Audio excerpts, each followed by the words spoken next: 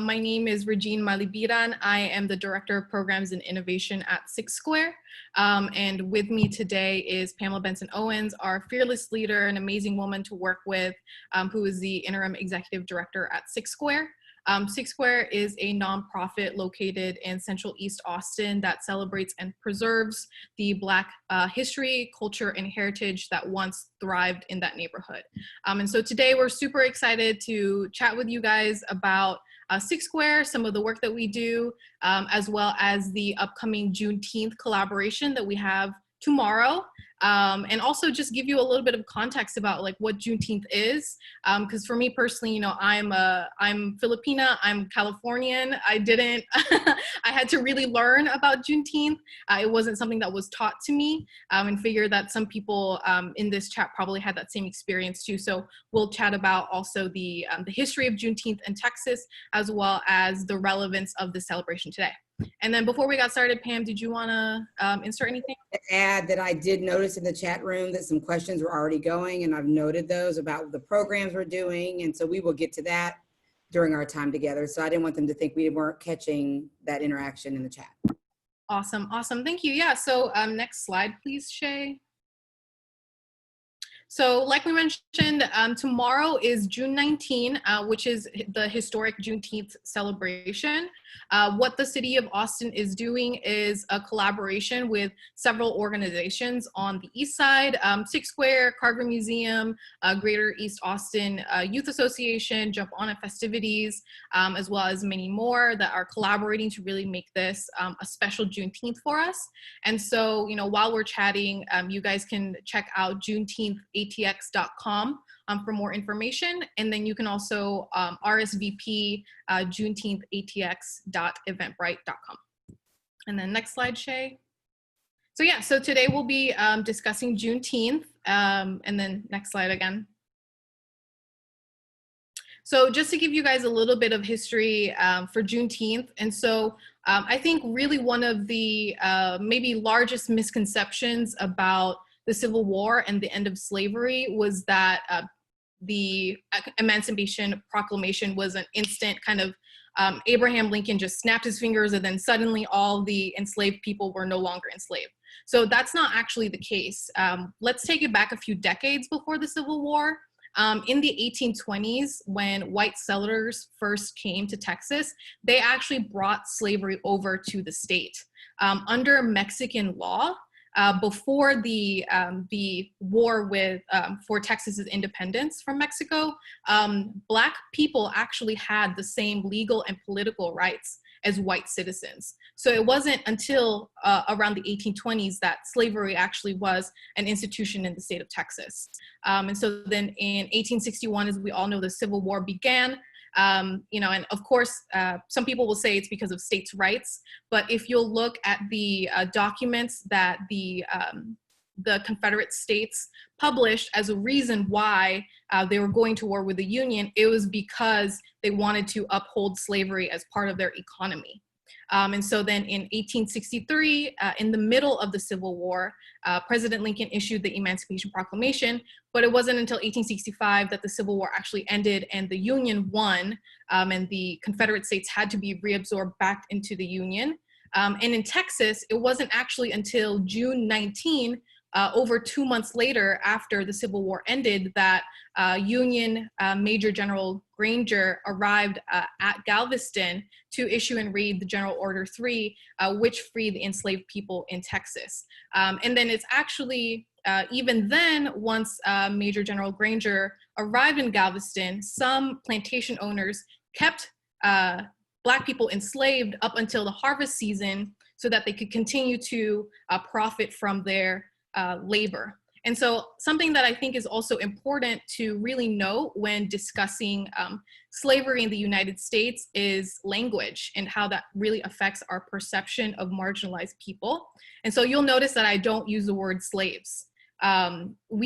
Instead we say enslaved people. And that is so that we can separate a person's identity and personhood from that circumstance of slavery. So that would be, you know, just something to note, like, let's take slaves out of our vocabulary and instead say enslaved people, because enslaved Black people were not just slaves. They were still people. Next slide. And so another misconception too, when it comes to a discussion about slavery and history, is that the 13th Amendment abolished slavery in the United States. But if you actually read what the 13th Amendment says, it says that neither slavery nor involuntary servitude, except as a punishment for crime, shall exist within the United States. And so this actually set the precedent for the current prison pipeline. And this is why Black people are disproportionately imprisoned, because prison labor is the modern iteration of enslaved labor. So I make this point to say that just because the Civil War ended in 1965, just because on June 19th, General Major Granger read that Order 3, just because the 13th Amendment states that slavery shall not exist within the United States, does not necessarily mean that we are free of the legacy of slavery. And so that's why it's important to celebrate Juneteenth, not only as a celebration of freedom, but also as a reminder of the current circumstances that still keep some of the most marginalized of our country really in shackles. Next slide. And then as some more history. So I don't know if you guys know this, but I've been basically running the social media for Juneteenth. That's me, but I've discovered, because I love metrics, that people really love these old school photos of Juneteenth. So this is a picture from the Juneteenth celebration in 1900 here in Austin. Shout out to the Austin History Center for keeping these archives. But it's kind of surreal, I think, to look at an image like this and like place yourself in the shoes of someone from 120 years ago. And yeah, Pam, I see that you unmuted.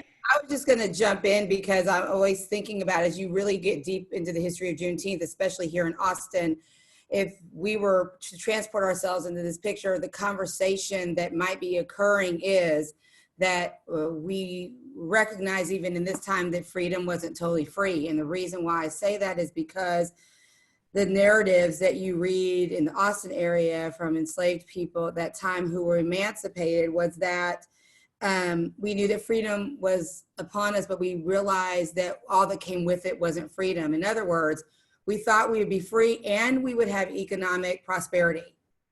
Economic prosperity did not happen. If it did in pockets, it didn't happen easily, because there was still this underpinning of making it difficult to make a living, create sustainability, get a home. And truthfully, if we transported ourselves to a picture of the event tomorrow, even virtually, there are people that are here in 2020 that would probably be able to carry that narrative on still. Right. Absolutely. Yeah. And there's people that are like my peers, my age, like Black people, that will tell me like, hey, I knew my great grandparents and they were sharecroppers. And so it's really not that far removed, even though tomorrow is the 55th anniversary of Juneteenth, that sounds like it was so long ago, but when somebody tells you like, I met an ancestor that lived on a plantation, like I've come into contact with them, I was around when they were still alive. That's a situation that we're in now. And before this gathering, even as soon as 1866 in Austin, parades commenced, parties, picnics, celebrations, and a lot of the time, what it was anchored in was speeches and motivational local leaders talking about liberation and what it really meant. So in addition to these gatherings, there was always a component of uplift within the celebration and mobilization within the celebration. Absolutely. Next slide, Shay. And then a more recent image, I thought that this was one of the coolest photos. I was digging through the Carver Museum's archives for Juneteenth, and like this is just so Texas, so like Black Cowboy. I had to include it in our slide today, but this is from Juneteenth 1979 during the that Juneteenth parade that year. Next slide. And so as you guys saw earlier, the theme for Juneteenth 2020 is Stay Black and Live. And I actually remember literally sitting in this same exact seat on a Zoom call, brainstorming with the team about, okay, well, what are we gonna call Juneteenth this year? Because it's really, when we started planning it, it was before the George Floyd protests. And so what we were really thinking about was, how can we celebrate Juneteenth in a way that recognizes its history, that recognizes its importance, but also isn't tone deaf to the current situation of Black people, which is that they are disproportionately affected by coronavirus. And so we did have to make that really tough decision of, we can't have a live Juneteenth this year, unfortunately. Like, just taking into consideration that, Black people are the ones that are most affected by COVID, we couldn't, in good faith, continue with a live event this year. And so when we took all that into consideration, something that really struck out to us was this really common, like, Black colloquialism: I don't have to do nothing but stay Black and die. But that's not what we were going for this year, because we wanted to really display the resilience, the survival instincts, and also the beauty of Black lives. So this year, the theme is Stay Black and Live. Next slide. Can I add something to that I think is interesting to note? Since we've been in that with that theme and everything has happened, it's interesting to me how that statement now has become a declaration, a call to action, and a public service announcement for a variety of reasons. Absolutely. It's got to be punchy. Got to get your point across in 5 words or less. So, but this year's Juneteenth festival here in Austin, Texas, like I mentioned, is a collaboration with a bunch of amazing Black organizations doing the work of advancing the Black community here in Austin. So some of the things that I included in this slide are poetry readings, as well as music performances. So we'll have a music and performance series called Freedom Desk during our live stream tomorrow, starting at 6 p.m. We'll also have a welcome message by City Council member Natasha Harper Madison. There's also going to be a multi-denominational sermon by Reverend Horton, as well as a raffle and an art auction benefiting Six Square and a couple of other Black organizations here in Austin.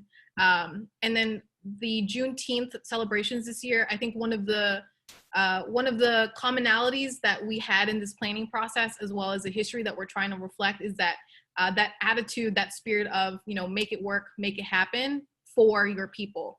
And so one of the amazing things that the virtual iteration allows us to do is really extend the reach and the programming that we're able to do, because it's all online and you can do it beforehand instead of doing it live. So tonight we'll actually start off our Juneteenth weekend early with a showing of let me make sure I have this correct. We'll be live streaming a play called 28 by Tyler English Beckwith in collaboration with the Vortex Theater on JuneteenthATX.com starting at 8 p.m. tonight. Tomorrow will be the Stay Black and Live live stream, followed by an after party hosted by Capitol View Arts. And then Saturday and Sunday nights, we'll continue to have streams of plays by Black playwrights, again, through collaboration with the Vortex Theater. So, there's really something for everyone here in Austin to really celebrate this weekend and make it, our goal really was to, recognize that Black people have been really dealing with two pandemics, right? One is, these are Pam's words, I'm just quoting them. There are two pandemics. One is coronavirus, and then the other is the pandemic of anti-Blackness. And so our goal this weekend really is to just create a space for Black people to have a moment of celebration and levity, and be able to step back from all of this like re-traumatizing that's been going on in the past few months, and stay Black and live. So yeah, I really hope you guys will tune in. You can see that the RSVP information is at the bottom there. I made all the links super easy so you can remember JuneteenthATX.com and then JuneteenthATX.eventbrite.com. And then next slide, Shay. And so a lot of the questions that State Square really has been getting recently, as well as, anecdotally, I know that a lot of the Black loved ones I have in my life, people are asking like, how do I support you? How do I support you? How do I support you?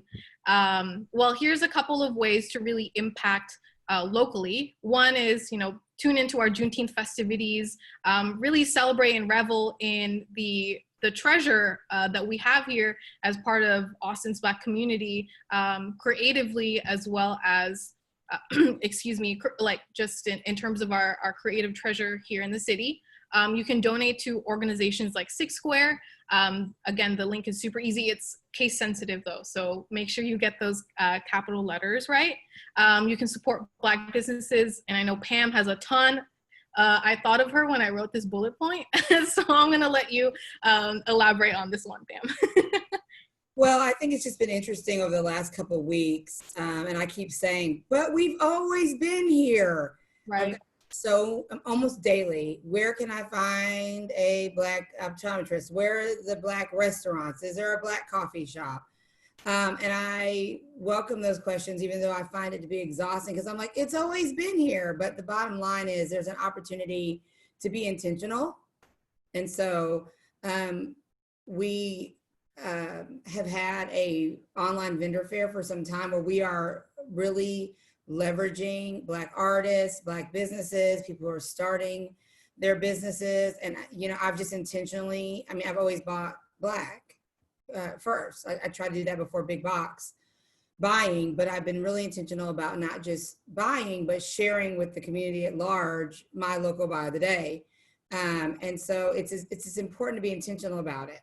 And I think it's also important because I've gotten this question when I've been asked, hey, is there a Black coffee shop? And I answer, hey, is there a Black restaurant? And I answer, the next question becomes, is it good? Is it of quality? And I encourage people to examine that. That's part of the problem. That's part of that nuance of racism. And ask yourself why you don't have answers to those questions if you've been in Austin. I had a native Austinite ask me, they said, I didn't know we had an HBCU here. Oh, wow. And I was like, it's the oldest, highest, high education, like, what right. is it? It was here before UT. And so those are the opportunities to just really be intentional. I have to back up and say, I wrote in the chat that Regine is slaying because Regine has made it her business way before now to learn and understand and amplify. And I think those are important pieces as well. And be not in performative allyship mode, but real ally and genuine allyship mode. So in addition to all those things that you're seeing happening in the city, there are other organizations that are doing some collaborative work for Juneteenth. That's an important step, but it's also that what comes behind the comma that makes the difference. So it's learn and buy from Black businesses, amplify voices, and support with your dollars. Educate yourself and tap your friend that doesn't know and tell them. So that it's a both and narrative. And what's good about this event, even though it's been really interesting that it has to be virtual, I actually think we've had more opportunities to collaborate and be collaborative and creative in this space when it's been virtual, because you get really clear on what it is that you think you should convey. And so that's been great. But you should come out. You can absolutely explore this history and be edutained from your living room. It's super safe. You don't have, you don't have to have the camera on to go to the dance party. So we really encourage people to tune in. It's going to be a really unique event, and the team that's been working on it is a cacophony of beautiful minority souls. Yeah, cacophony is right, given all of the FaceTime, Zooms, calls, and emails we've been sending. But I appreciate it. Because we got dressed for them. We got dressed for you today. We're like, we're going to put on real clothes today. Yeah, I put on mascara for you guys. So. But I did want to note, thank you so much, Pam, for saying those nice words. But I think in terms of, speaking as allies, one thing that Pam and we've had multiple discussions on this, and like really the biggest challenge that we've seen in conversations like this, when someone is approaching us wanting to learn more and having good intention, is that instinct to lead with your ego. I think what we all have to realize really is that whenever we're supporting Black people, it's not because we want to get 300 likes on our Instagram post or, any of that. It's because it's the right thing to do. And that's really what I think it should be at the core of any sort of racial equity or social justice or allyship work, is that understanding, especially if you yourself are of a marginalized community, that when you extend a hand to help lift others up, then you are also creating an environment for yourself to live a better life and create that sort of environment for your community. So I think that's probably, I'm just preemptively answering questions about allyship. That would be the main thing, is really let's approach it from a place of not centering our ego, but really from a place of humility and wanting to learn and understand. Can I just say this? I think it's also interesting because this conversation about systemic racism continues to come up. We're getting calls about it. People are asking us about it. In some cases, feeling like we have to prove that it exists. And I think one of the things that is really important to remember when we're thinking about that is validation. The other week, Shelby, who I think is on this call, and Regine worked on a Black Minds Matter program. And, and I'm looking at their faces. I do brag on y'all a lot, but I don't care. And I wasn't sure. I knew we needed to do something, but we needed to hold space for racial trauma that I've spent the last 6 weeks convincing people occurs. There was a full virtual house at that event. And that was the proving, that's all that needed to be said. People stopped what they were doing because they needed to meditate together. And there needed to be an opportunity to say, I see and feel and hear you. And it's hard. And it was beautiful. And we even had some people come on in solidarity.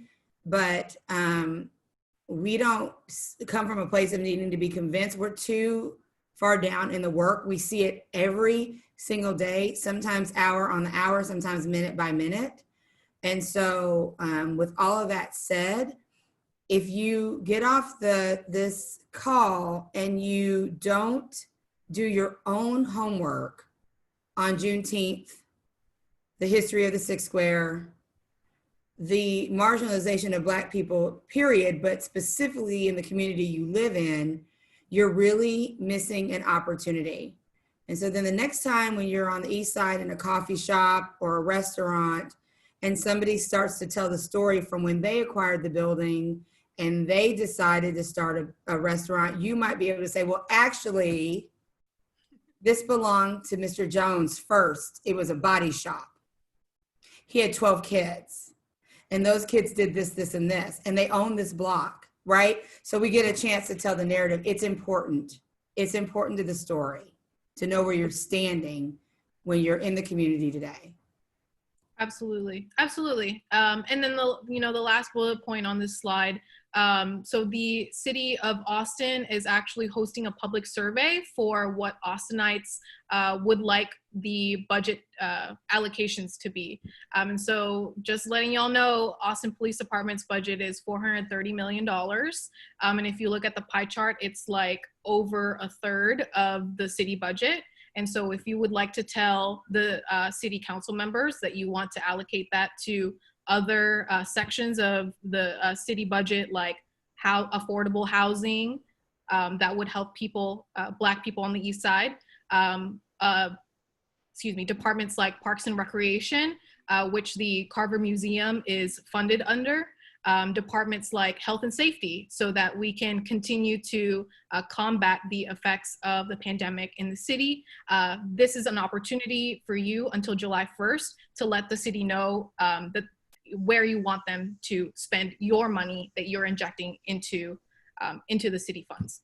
Absolutely. Can I add one thing about that? Because the question came up about what programs we're doing. So I want to speak to that. So as you were talking about putting your dollars behind it, we have truly done some epic work, even in pandemic. So we talked about Black Minds Matter. We've done a spin cycle where we've done a DJ's, 6 hours spin cycle where DJs played music, which was healing in and of itself. Even if you couldn't relate directly to the era for which the music came from, it was an education. We did that. We've done Toasts and Topics where we've done introspective interviews with Black creatives. All of those things have continued on even during this time. And before that, we've done that kind of programming. One of the things I'm most proud of for this team is that we got a grant from Austin Community Foundation, and we utilized an objective criteria to award micro grants to Black artists and creatives who needed it. And that hasn't been something we traditionally have done, but it's definitely part of our mission.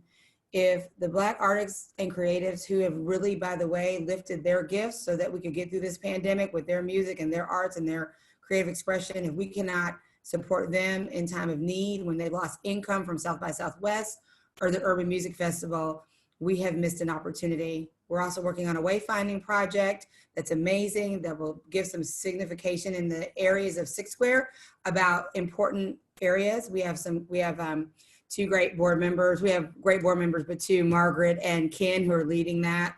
And it's amazing work. So when you say what we're doing, what are we doing at Six Square? We are hitting all of it: preservation, beautification, economic uplift, education, arts and culture. We're doing all of it. Yep. Period.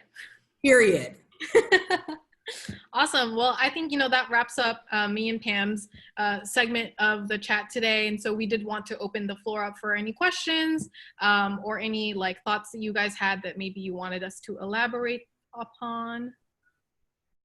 Yes, yeah, we are raffling off a facial from one of my favorite Black-owned and woman-owned businesses here in Austin, Element Skin. It's owned by Shantavia Ward, who is a licensed esthetician as well as a nurse practitioner and just an overall boss. We love her. So you guys can, again, go to JuneteenthATX.com, and all the links there for the raffle and the auction will be there. And yes, I can say that the facial is a hot prize. I think it's the one that's going the most. Give them a close up on your skin. Give them a close up. Yeah. Mm-hmm. Yep. That's a Korean 10-step routine, so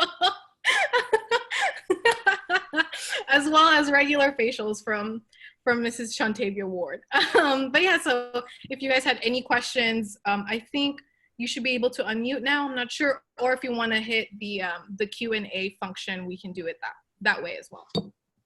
Or we can just keep talking. That's something me and Pam to do. So Really thank you, Margaret. I appreciate it. Oh, Margaret's on here. I love it. Yeah, she's saying, it's what else are you supposed to do in quarantine but your skincare routine twice a day? Absolutely. We have a lot going on. We've got people who are reading, all kinds of books. We got Carrie is doing a full-on juice cleanse. I mean, we have run the gamut on self-care. We have worked on it in quarantine, and we have also manifested and produced some epic programs and work. And I'm proud of it because we didn't know what that was going to look like. But it says that the legacy of what Six Square is will live on even in pandemic. And I mean dual pandemic, racial challenges and actual coronavirus. Yes. Yeah. I mean, I think, well, I guess we did such a great job of explaining Juneteenth, fam, that there are no questions. So. You were going so well on the history. I thought I should go to the library. I was like, she's on a roll. You guys should go to the Carver Museum. Yes. Because it's open now at, I think, 75% capacity. And there's an amazing new exhibit that opened right before coronavirus hit us called The Presence of African Americans in 19th Century Texas. And it's a multimedia exhibit. It has, like artifacts as well as like voice narrations, as well as videos and art. So you guys should definitely check it out. The Carver Museum is in that historic East Side, like we mentioned, and admission is free. So it's actually a walking distance from the Six Square building. And look, you always feel special when you go, but it'll feel like a true VIP experience right now due to social distancing. I was there last Monday. Great time to get out and take your time. Yes, and then there's also, speaking of supporting Black creatives here in Austin, there's also 2 art exhibits in there right now featuring Black Austin-based artists that you guys should definitely check out. Also, don't forget the Black restaurants on the East Side. It's been a hard hit for Black restaurants. You can do get takeout. They're doing special packs of like family packs. Please consider that as well. Yep. I mean, I think that's all we have to plug. I guess if you guys want to follow us on social media, if that's your thing, it's at Six Square ATX on Instagram, as well as Facebook. And you guys can also follow at Juneteenth ATX on Instagram for the latest Juneteenth updates. And please come to Juneteenth. You will be so glad you did. Yeah, it's gonna be awesome. We were watching some of the videos that had already been produced yesterday, and y'all, I was in my feelings. So I'm sure it's gonna be great. Thank you so much for providing all of this information and extending your knowledge to us and our community. We are gonna put all of this, both the video and resources in our website, and in every social media. So we'll share that. Someone else also commented if you could add to Six Square some businesses and people that you want to support, and would be happy to put that in our website as well if you decide to do so.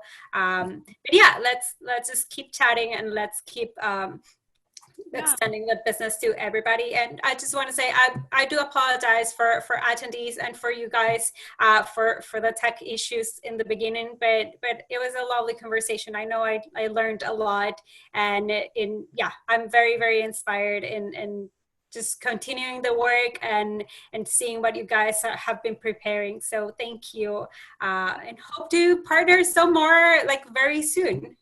Yeah, absolutely. And thanks to Shay for, I think, running the tech, getting us going. You can't see him, but he is an amazing leader and was running the tech support. That's not part of his job, but he wrangled us to this. And so I appreciate Shay and being on the call today too. Absolutely, yes. And then we can definitely share some Black businesses. I know KView did a really extensive list that's online that we should definitely. We'll repost that kind of stuff. Mm-hmm. A lot of Austinite. Sorry, y'all. I opened the article. I'll go ahead and email that to Coca so that you can share that as well. We will. Well, thank you so much. I hope you guys have a lovely rest of your day, and looking forward to see the event tomorrow. Awesome. Thank you. Thank you for having us. Thanks for having us. Bye-bye. Bye.